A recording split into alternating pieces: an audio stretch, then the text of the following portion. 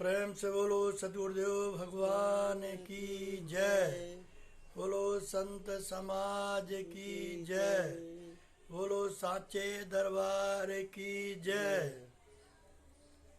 प्रेमी बंधुओं, भाइयों बहनों, मन को बस में करना वास्तव में बहुत कठिन है। फिर भी मन को बस में किया गया है। मन को बस में करने के लिए सर्वप्रथम सोच को बदलना होगा। हमें सोचना पड़ेगा कि हम अपने पाप कर्मों से कैसे छूटें। सोचना पड़ेगा कि हम पवित्र कैसे हों।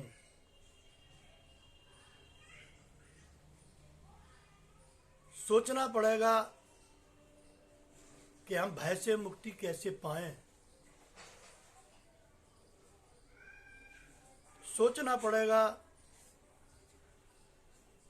हम मुक्ति के मार्ग पर कैसे जाएं।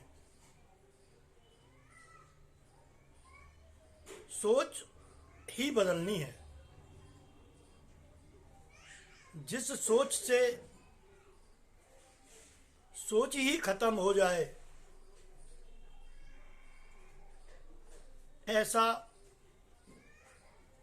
यत्न प्राप्त करने के लिए, ऐसा मार्ग पकड़ने के लिए आपको सोचना पड़ेगा। जैसी सोच होगी वैसा ही आप उस मार्ग के अनुयायी होंगे। सोच के अनुसार ही व्यक्ति मार्ग चलता है और उस मार्ग पर चलने के बाद सोच के अनुरूप ही उसको फल की प्राप्ति होती है। धाराएं दो हैं, एक जड़वादी सोच और एक चेतनवादी सोच। आप चेतन हैं। चैतन्यता की सोच अपने अंदर पैदा करना, उस पर दृढ़ होना, ये परम आवश्यक है। हमारा धैर्य न टूटे, ऐसी सोच रखना आवश्यक है।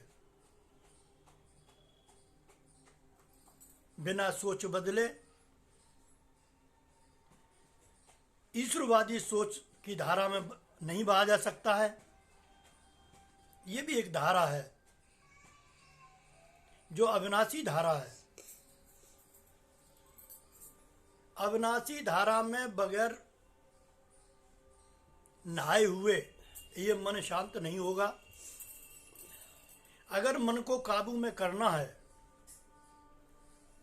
तो एक बात परम आवश्यक है कि उसकी आत्मा की जागृति होना जरूरी है। बिना आत्म जागृत के मन कभी भी बस में नहीं किया जा सकता है। आत्म जागृति होने के बाद सतत अभ्यास के द्वारा ये मन बस में होता है। इसके अलावा अन्य कोई तरीका मन को बस में करने का नहीं है। आत्मा की पहचान होना, फिर अभ्यास के द्वारा आत्म स्थिति पाना, यही जीव का परम उद्देश्य भी है। यही मानव जाति की उपयोगिता भी है। यही मानव जाति का उद्देश्य भी है और यही मन को काबू में करने का उपाय भी है। प्रेमी बंधुओं, आत्म जागृति का विचार आने के बाद हमें जो आत्म स्थित महापुरुष हैं उनकी शरण में जाना पड़ेगा और उनसे इस सोई हुई प्रवृत्ति को आत्मा में जागृत करने के लिए उनके चरणों में सिर रखकर उनसे यत्न प्राप्त करना पड़ेगा। यही सोच परम आवश्यक है।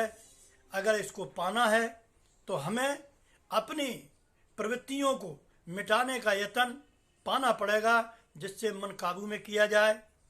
मन को काबू में करने का यही एक सीधा साधा उपाय है। प्रेमी बंधुओं, इन्हीं शब्दों के साथ गुरु महाराज की वाणी को विश्राम देता हूँ।